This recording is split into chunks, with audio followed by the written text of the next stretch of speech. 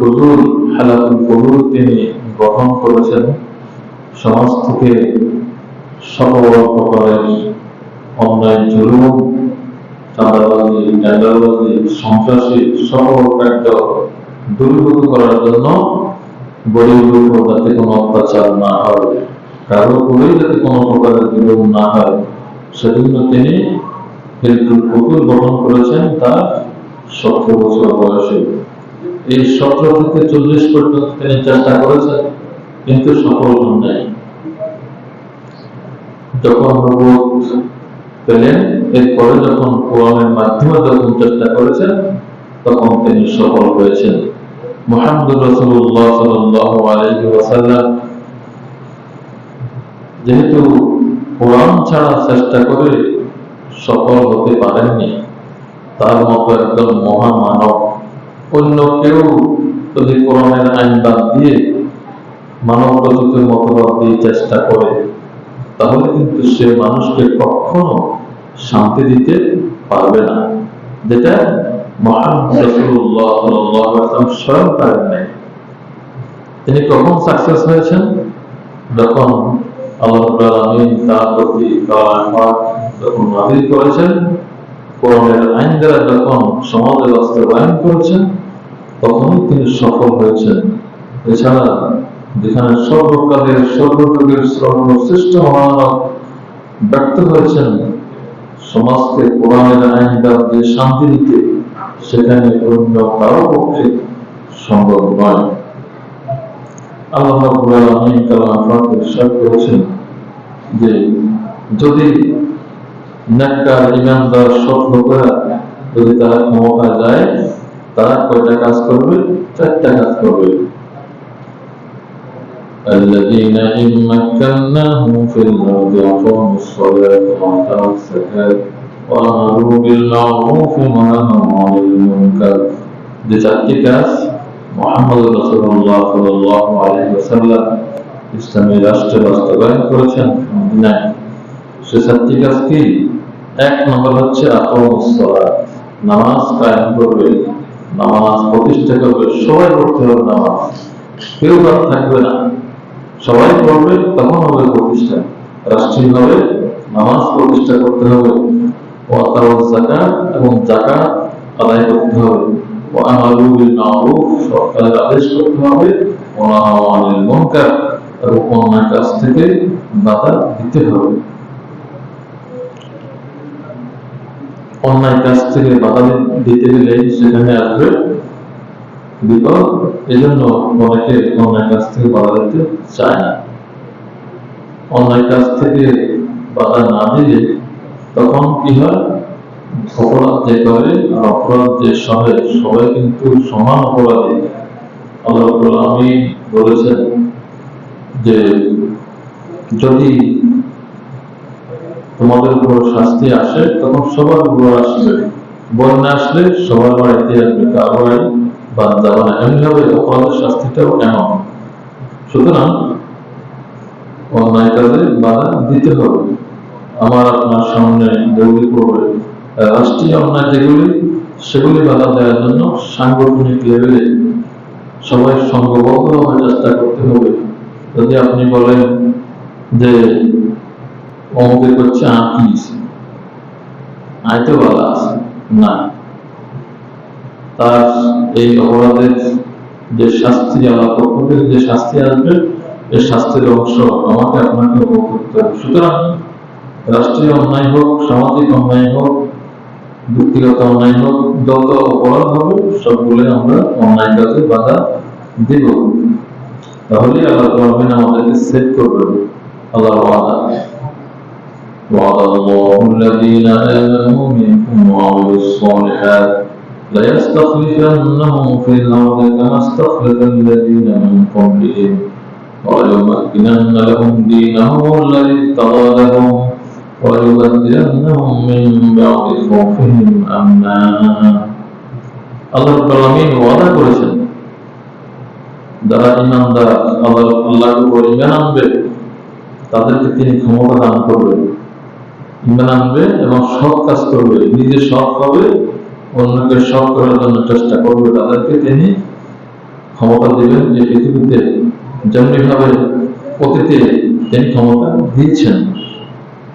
এবং আল্লাহ রাব্বুল আলামিন তাদেরকে নিরাপত্তা দিবেন, যাতে তারা নিরাপত্তা পেয়ে সব কাজগুলি, ভালো কাজগুলি সমাজে চালু করতে পারে। আর ইসলামে রাসূলুল্লাহ সাল্লাল্লাহু আলাইহি ওয়াসাল্লাম পুরো জিহাদ করেছেন, সংগ্রাম করেছেন, গাজওয়া করেছেন, সারিয়া করেছেন। এই সবগুলি তিনি আরবের প্রচলিত জঙ্গিবাদকে উৎখাত করার জন্য, তাদের সন্ত্রাসী কর্মকাণ্ডকে নির্মূল করার জন্যই পরিচালনা করেছেন। এবং মুসলমানরা যেখানে নির্যাতিত হয়েছেন, যেখানে আক্রান্ত হয়েছেন, সেখানে প্রতিবাদ করেছেন। এমনিভাবে বদর যুদ্ধের দিকে যদি আমরা তাকাই, তাহলে আমরা দেখতে পাই যে মক্কা একটা গুজব রটানো হয়েছে যে আবু সুফিয়ান যে সিরিয়া গিয়েছিল অস্ত্র কেনার জন্য, সে অস্ত্রের চালানের উপরে সাহাবায়ে কেরাম আক্রমণ করেছেন। আসলে এই ধরনের কিছু হয় নাই। সে আক্রমণের গুজবের কারণে মক্কাবাসীরা আবু জাহেলের নেতৃত্বে যখন মদিনা আক্রমণের জন্য সংঘবদ্ধভাবে এসেছিল, তখনই বদর নামক প্রান্তরে তাদের সাথে মুসলিমদের সংঘর্ষ হয়েছিল। এভাবে ইসলামের সবগুলি যুদ্ধেই ছিল আত্মরক্ষামূলক, কোনোটাই কিন্তু আক্রমণাত্মক ছিল না। সুতরাং ইসলাম যে জিহাদ করেছে, সেই জিহাদ এবং জঙ্গিবাদ কিন্তু এক নয়। ইসলামের জিহাদ হচ্ছে ফরজ। যখন জিহাদের ডাক আসবে, অংশগ্রহণ করতে হবে এবং সেখানে মৃত্যুবরণ করলে শহীদ। আর এটা হচ্ছে হকের পক্ষে। আর বাতিলের পক্ষে, বাতিলকে প্রতিষ্ঠার জন্য, ইসলাম বিরোধী মতবাদ প্রতিষ্ঠার জন্য যারা চেষ্টা করবে, সেটা হচ্ছে সন্ত্রাসী কর্মকাণ্ড, সেটাই হচ্ছে জঙ্গিবাদ। মুহাম্মদ রাসূলুল্লাহ সাল্লাল্লাহু আলাইহি ওয়াসাল্লাম খেটে খাওয়া মানুষকে ভালোবাসতেন, যারা পরিশ্রম করে জীবিকা উপার্জন করে তাদেরকে তিনি ভালোবাসতেন। রাসূল বলেছেন, আমরা একটা কবিতা দিয়েছি, নবীর শিক্ষা করোনা ভিক্ষা, মেহনত করা সবে। তাহলে আমরা সবাই মেহনত করব, মেহনতের মাধ্যমে আমাদের ভাগ্য উন্নয়ন করবো, টাকা পয়সা কামাই করবো, চুরি চামারি করি, চাঁদাবাজি করি, আরেকজনের সম্পদ আত্মসাৎ করি, বড় লোক হওয়ার চিন্তা আমরা বাদ দিব। এটা রাসূলের শিক্ষা নয়। রাসূল সাল্লাল্লাহু আলাইহি ওয়াসাল্লাম তার অধীনস্থদের সাথে কখনো দুর্ব্যবহার করেননি। যেমন আনাস রাদিয়াল্লাহু তাআলা আনহু তিনি এটা সার্টিফাই করেছেন। রাসূল সাল্লাল্লাহু আলাইহি ওয়াসাল্লাম ছিলেন আল-আমিন, সবচেয়ে বিশ্বস্ত। রাসূল সাল্লাল্লাহু আলাইহি ওয়াসাল্লাম যখন সমবেত কুরাইশদেরকে প্রশ্ন করলেন যে, যদি আমি তোমাদেরকে বলি এই পাহাড় দেশে তোমাদের জন্য একদল ঘোড়া অপেক্ষা করছে তোমাদেরকে আক্রমণ করার জন্য, তোমরা কি আমাকে বিশ্বাস করবে? তারা বলল, হ্যাঁ, আমরা কখনো আপনার মুখ থেকে মিথ্যা কথা শুনিনি। আপনি আমিন, আপনি যে খবর দিয়েছেন এই খবর 100% সত্য। এরপরেই যখন তিনি বললেন, যা কওমাল্লাহ মা লাকুম মিন ইলাহিন গায়রু কুলু লা ইলাহা ইল্লাল্লাহ তুফলিহুন, যখন দ্বীনের দাওয়াত দিয়েছেন, হকের দাওয়াত দিয়েছেন, তখনই তারা সেটাকে অস্বীকার করল। তাহলে তাদের অস্বীকারের কারণ কিন্তু তাদের দুনিয়ার স্বার্থ, তাদের যে সামাজিক যে ক্ষমতা, এটা চলে যাওয়ার পরেই তারা সেদিন রাসূলুল্লাহ সাল্লাল্লাহু আলাইহি ওয়াসাল্লামের পরিবার আনেননি। তারা কিন্তু বুঝেছিলেন যে আসলেই মুহাম্মদ সাল্লাল্লাহু আলাইহি ওয়াসাল্লাম সত্য নবী, তিনি সত্য রাসূল, শেষ নবী এবং শেষ রাসূল। তারা বুঝার পরেও তারা ঈমান আনেননি, তাদের ক্ষমতা চলে যাওয়ার পরে। যদি তারা রাসূলের পরিবার আনে, তাহলে তাদের ক্ষমতা থাকে না। এই ক্ষমতার লোভেই তারা ধরনের বর্জিত অহিত কাজ করেছিল। রাসূলুল্লাহ সাল্লাল্লাহু আলাইহি ওয়াসাল্লাম যিনি ছিলেন সত্যবাদী, কখনো মিথ্যা কথা বলতেন না। আজকে আমাদেরকে সত্যবাদিতা মতো যেই সবচেয়ে দামি যে একটা গুণ, এই গুণটা আমাদেরকে অর্জন করতে হবে। অতীতের ভুল থেকে আমাদেরকে শিক্ষা নিতে হবে। কেউ কি করছে, রাত্রে ভোট নিয়ে বলে দিচ্ছে আমি দিনে নিছি, এটা মিথ্যা কথা। এই মিথ্যাকে আমরা স্বীকার করতে হবে। এরপরে আল্লামা সাঈদী রহমাতুল্লাহ আলাইহি এর বিরুদ্ধে যে মামলা করা হয়েছিল, সেখানে মিথ্যা প্রশিক্ষণের একটা স্কুল তারা গঠন করেছিল। সেই স্কুলের মধ্যে প্রশিক্ষণ দেওয়া হতো কিভাবে মিথ্যা কথা বলে বলে কারো উপরে মিথ্যা রায়গুলা, জুলুম প্রহসনমূলক রায়গুলি তারা দিলে, এজন্য সাক্ষীদেরকে মিথ্যা সাক্ষী শিখার জন্য প্রশিক্ষণের একটা স্কুল তারা স্থাপন করেছিল। এটারও এখন প্রমাণ পাওয়া যাচ্ছে। এরপরে আরেকটা দেখেন, সত্যের পক্ষে থাকলে আল্লাহ বিজয় দান করে। যে সুখরঞ্জন বালিকে তারা ঠিক করেছিল মিথ্যা সাক্ষী দেওয়ার জন্য, সে দেয়নি। এরপরে তাকে আদালত প্রাঙ্গণ থেকে গুম করে ইন্ডিয়া নিয়ে যাওয়া হয়েছিল, তবু সে মিথ্যা কথা বলে নাই। এ থেকে একজন হিন্দু থেকে আমাদের মুসলমানদের শিক্ষা নেওয়া উচিত। যারা মিথ্যা সাক্ষী দিয়ে আল্লামা সাঈদীর মতো জগৎ শ্রেষ্ঠ আলেমের বিরুদ্ধে মিথ্যা রায় কার্যকর করেছিল, তাদের শিক্ষা গ্রহণ করা উচিত একদম হিন্দুর কাছ থেকে। সে মিথ্যা সাক্ষী দেয়নি, সে বলেছে আমার জীবন চলে যাবে, আমি মিথ্যা সাক্ষী দিব না। আমার ভাইকে আল্লামা সাঈদী হত্যা করে নাই, আমার ভাইকে দেলু শিকদার নামে এক লোক হত্যা করেছিল, তার হত্যার অপরাধটা আল্লামা সাঈদীর উপরে আমি কখনো মিথ্যা সাক্ষীর মাধ্যমে দিতে পারবো না। তাহলে কতটা প্রসঙ্গ আসছে, মুহাম্মদ রাসূলুল্লাহ সাল্লাল্লাহু আলাইহি ওয়াসাল্লাম ছিলেন সত্যবাদী, তিনি কখনো মিথ্যা কথা বলতেন না। সুতরাং রাসূলের জীবন থেকে আমাদেরকে শিক্ষা গ্রহণ করতে হবে যে জীবনে কখনো আমরা মিথ্যা কথা বলবো না। রাসূলুল্লাহ সাল্লাল্লাহু আলাইহি ওয়াসাল্লামের সময় আবু জাহেল তার উপরে জুলুম করেছিল, রাসূলের উপরে জুলুম করেছিল।